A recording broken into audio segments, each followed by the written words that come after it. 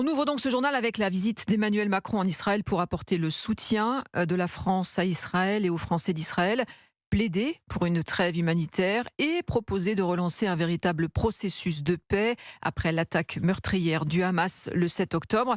Sébastien Le Belzic, vous êtes l'un des envoyés spéciaux d'Europe 1 en Israël. Vous êtes actuellement à Jérusalem avec le président qui a réaffirmé la position française. Oui, Emmanuel Macron porte ici à Jérusalem un message clair, un message de soutien et de solidarité à Israël après les massacres du 7 octobre, mais aussi un message plus politique dans lequel il rappelle la nécessité d'avoir deux États avec un État palestinien qui soit viable. Il faut relancer le processus de paix, a-t-il dit. Il demande aussi à Israël de respecter le droit de la guerre et permettre l'accès de l'aide humanitaire pour les civils de Gaza.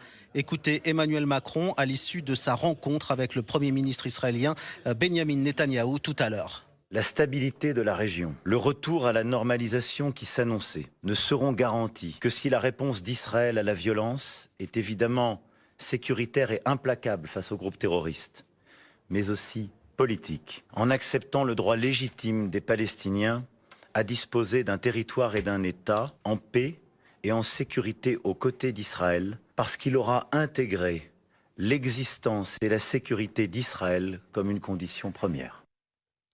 Emmanuel Macron a aussi proposé à Israël de bâtir une coalition internationale pour lutter contre le terrorisme, tous les mouvements terroristes.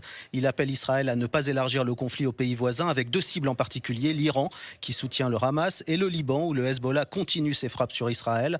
Il doit rencontrer en fin de journée le président palestinien Mahmoud Abbas à Ramallah.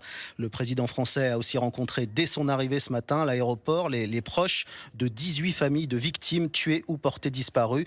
Des familles franco-israéliennes. Il a également dit que 9 otages français seraient aux mains du Hamas et la priorité, a dit le président Macron, c'est d'obtenir leur libération. Sébastien Le Belzic en direct de Jérusalem pour Europe